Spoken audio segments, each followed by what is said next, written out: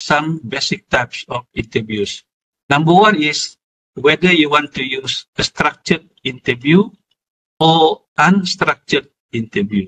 Structured interview, you have question already planted in your mind that this question also shared by other members of the interviewer panels.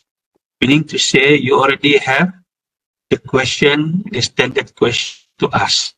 Meanwhile, unstructured interviews, a lot of subjective question being asked to the candidate, a lot of spontaneous question used in interviewing the candidate. So this is the basic differences, what is structured and unstructured interview.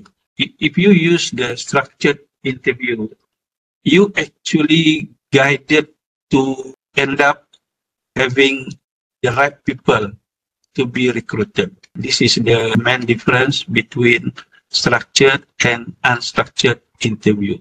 If you use structured interview, the percentage of getting the right person for that job is greater. But why still use unstructured interview? Ada siapa yang ingin berkongsi? Okay, Doctor, in my opinion, maybe some of the interviewer ask spontaneous question is to see the candidate's way of thinking, to test the candidate's critical thinking. It's my opinion. Okay, but my point ialah even structured itu pun untuk test critical thinking sebenarnya. Anyone else want to try? Thank you, Disandra. Pendapat lah, sebab kalau in real situation, macam contoh bekerja, kita kena hantar pergi meeting, memang dalam mesyuarat ataupun apa-apa discussion, kita spontaneously biasa kena tanya soalan. Jadi di situ kita diuji, semasa interview kita diuji dengan kebolehan masing-masing lah. Macam mana kita boleh cope the surrounding. Yeah, that's my answer, Doctor.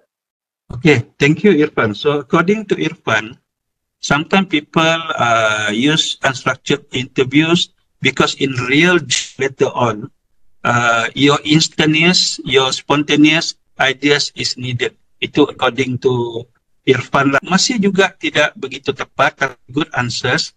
Sebab if we use structured interview pun, dia akan menghasilkan that expectation. Actually, I'm waiting for one answer which is already in my mind. So, siapa lagi mau cuba? Dr. Jack, Emilia. Okay, Emilia, sila. For me, like unstructured questions, maybe like I did actually conduct an interview. I did actually include unstructured questions like problem solving situation, meaning that we give a situation for the candidate to how they actually can react and respond to the situation lah. That will be my opinion. Okay, thank you, Emilia. Emilia, answer is that when we have issue for the candidate to answer, we would like them to be different from other candidates. Itu yang Emilia maksudkan lah. Not really meet my expected answers, tapi hampir tepat ya. To differentiate between candidates. Okay, siapa mau coba lagi? Doktor, saya Dr. Hanafi. Okay, Hanafi. Untuk interview yang lebih santai dan fleksibel. Coba jelaskan, Hanafi. Menarik? Okay, kalau santai ni apa tu yang responden dia lagi dia feeling comfortable to sharing, reduce stress. Reducing stress. Okay. Yes. Boleh diterima, Hanafi.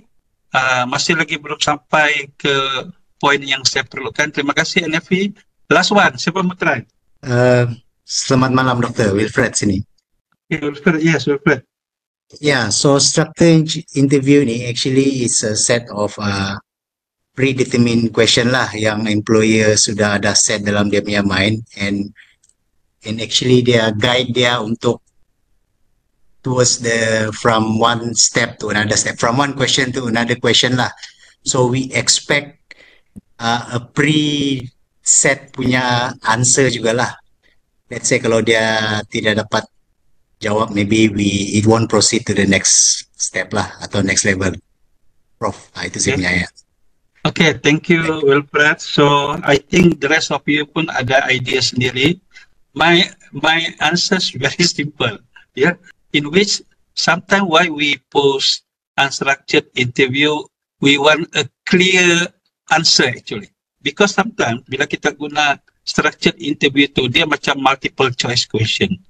We already expect the answers tau. For example, kalau saya tanya dia ni tentang AI, dan dia ni adalah dalam kalangan millennials. Dia berbeza dengan X generation and Y generation.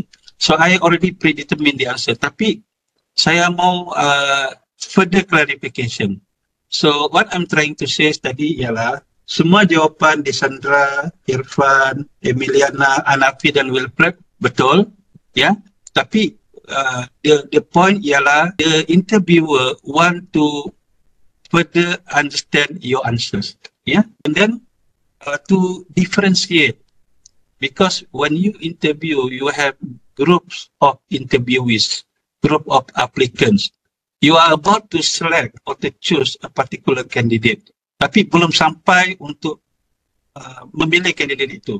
So you want to strengthen assurance, so you bagi dia unstructured interview.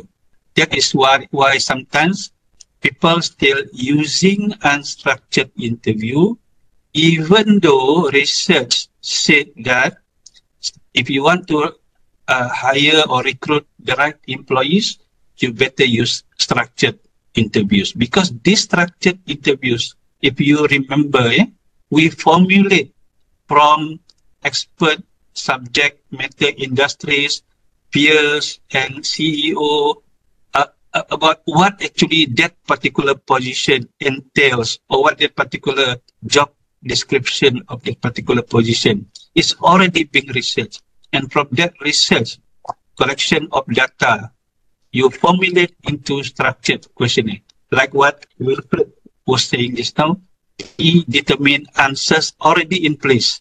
But somehow, after you give the structured interview, you want to have clarifications from the applicant. So you are using situational, behavioral, and competencies approach in order to strengthen the assurance that this might be the right candidate. Dia begitu. So the first types of interview, whether you want to have structured or unstructured interview.